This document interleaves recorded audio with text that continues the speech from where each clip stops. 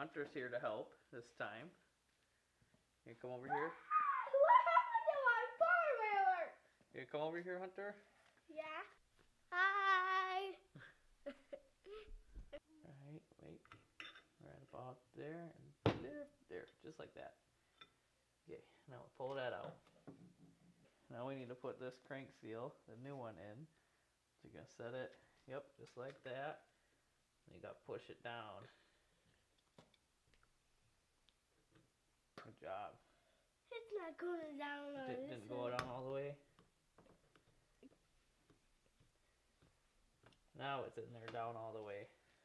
Perfect.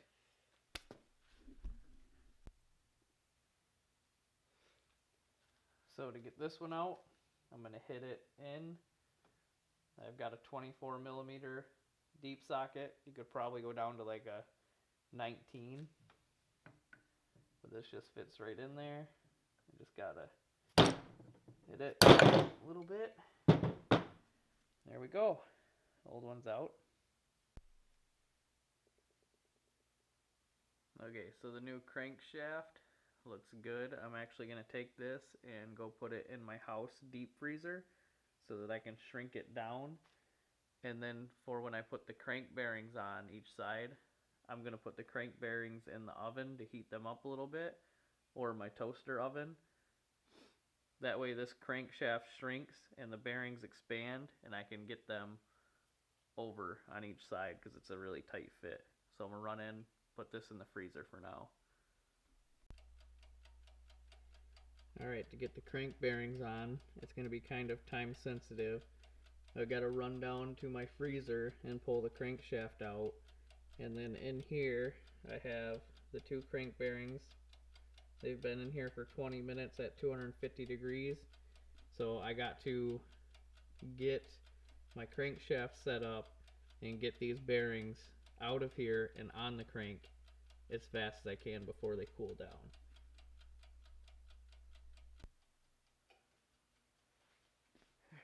Here's my freezing cold crankshaft with frost on it. Don't go anywhere.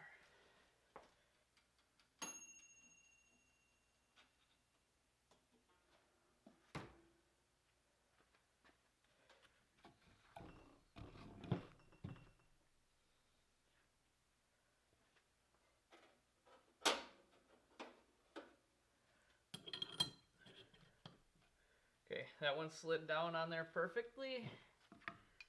Flip it over, put it in this piece of wood. It's all the way seated. I got nice gloves on so I don't burn myself. And boom, just like that. Crank bearings on. It's seated all the way down. And this one is also on, all the way seated. Now I just have to let it sit here until the crank and the bearings become the same temperature, and then back in the freezer it goes. So most time I do this with gloves. This time I'm not going to. So you just want to stick it on here and do a nice layer around each side.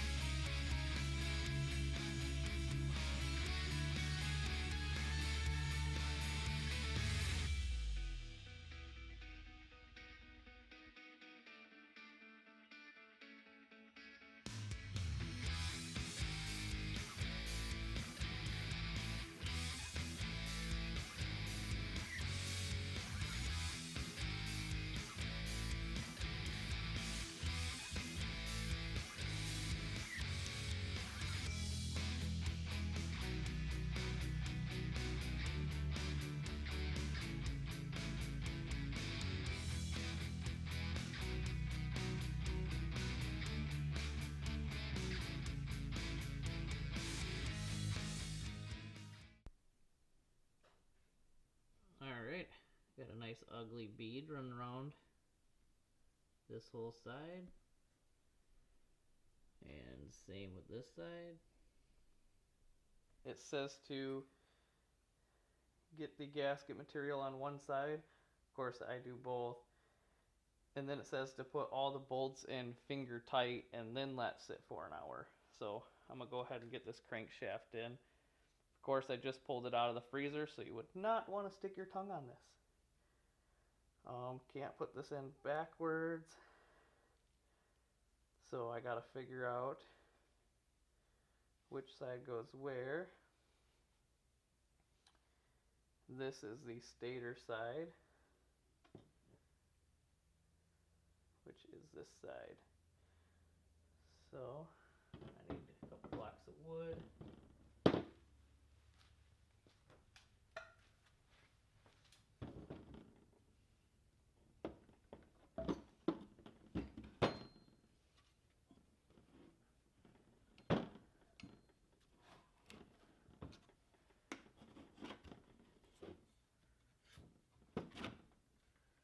Beautiful.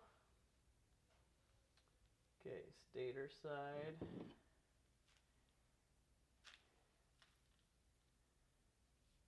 Up. So I should be able to slide this in.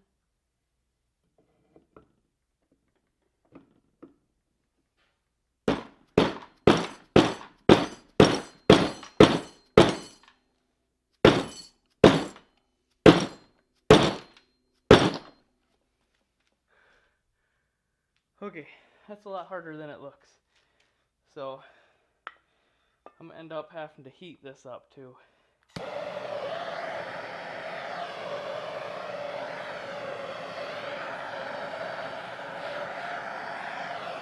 Okay, I had to do that really fast because I had to heat this up with the torch right here, and I pulled this crank seal out on this side because this crank seal can be installed from this outside. So I had to take this out so I wouldn't burn it up. With the crank frozen and heating this case half up with the torch for about 2 minutes, it all slid together nice and easy. But I lit my gasket maker on fire a little bit, so I had to clear that off, put new gasket maker on, and then they slid together perfectly. So I got these a little more than finger tight. Now I'm going to wait an hour and come back through and torque them all down. I'm guessing that this was supposed to be pressed together somehow by like a machine shop or something from what I've read online. But this is kind of a do it at home type of situation for me, so I'm figuring it out.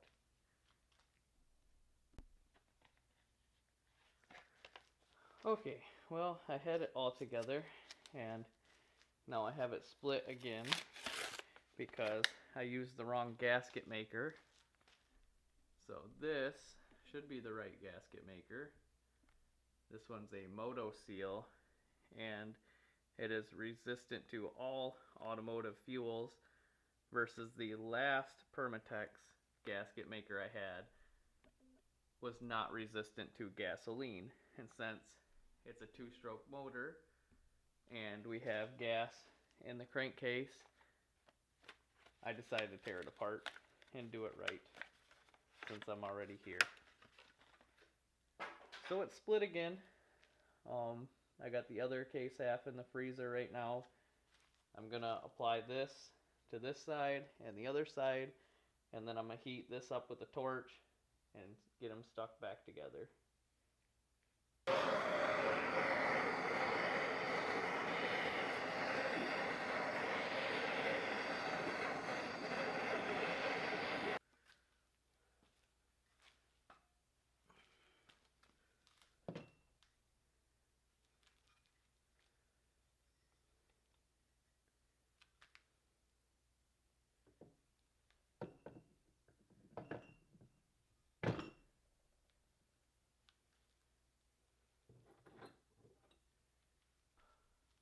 Alright, that went together well.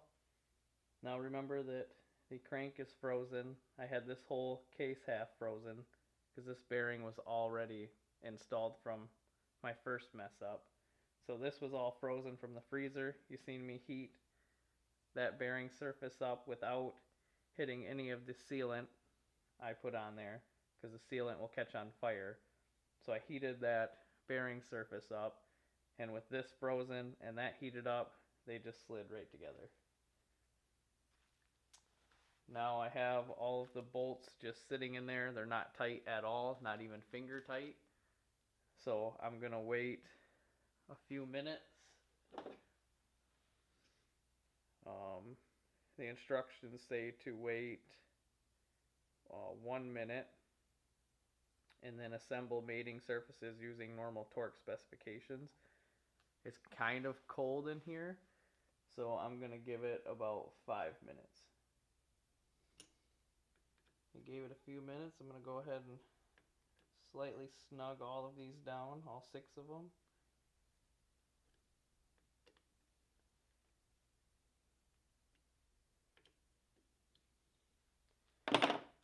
And then I don't know the torque specs, so I'm just gonna put them tight.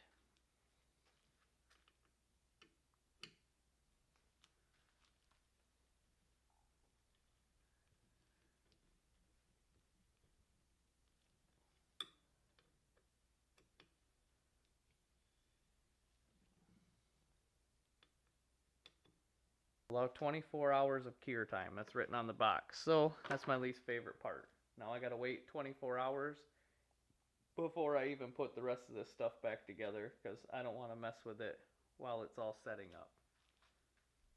Got the case halves back together with the right sealant. One thing I did struggle with was getting the crank centered in here. So to get it centered the best I could, I took this feeler gauge set at 0.035 and I just kind of would slide it in on this side of the crank to see how much gap I had, and then slide it in on this side of the crank, and just tried to get it as even as I could between the two, and that 0.035 seemed to be the spot. So right now my crank is centered. It's not that easy to move the crank, so I had to take my torch and heat up this stator side. So I heated up all around the outside of this aluminum housing and got it nice and warm, and then I was able to take a rubber mallet and tap on this side of the crank and tap on this side of the crank to move it, and you only have maybe 3 to 5 minutes to get it where you want. So the best thing I figured out was take that 0.035 and then I just stuck it in. I took that 0.035 and I stuck it in between the case halves right here, and then hit it this way to kind of pinch it a little bit, and then pulled it back out, and that was perfect. So now I'm ready to put the clutch side back on, put the crank side back on, and get the top end put together.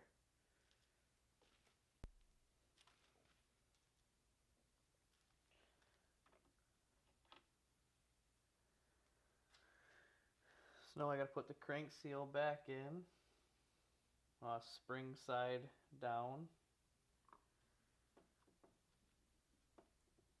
slide it over,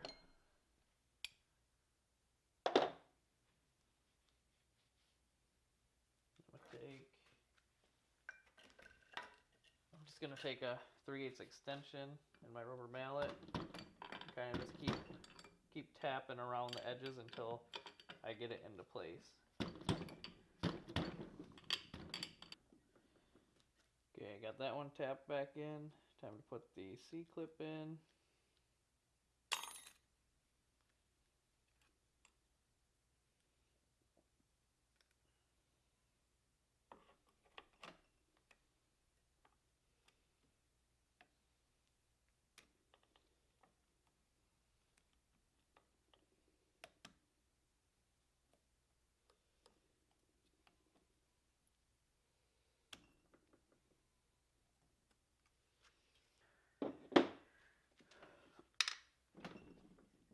it over.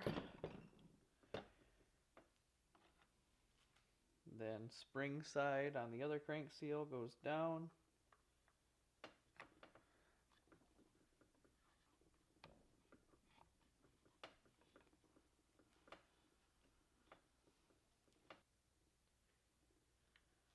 Alright, I was able to wrestle that one all the way down by fingers. And now the snap ring goes on.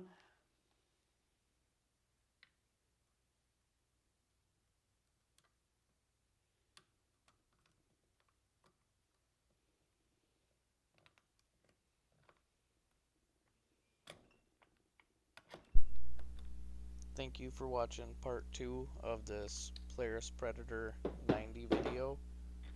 I'm going to stop it right here, and in the next video I'll be putting it together the rest of the way.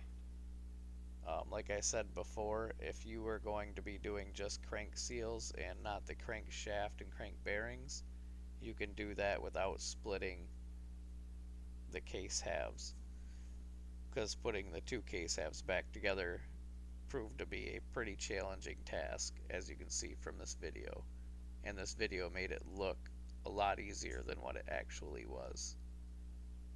So if you like what you see and you want to see more videos, just hit the like button and subscribe to my channel, and part 3 of this will be coming out probably next week.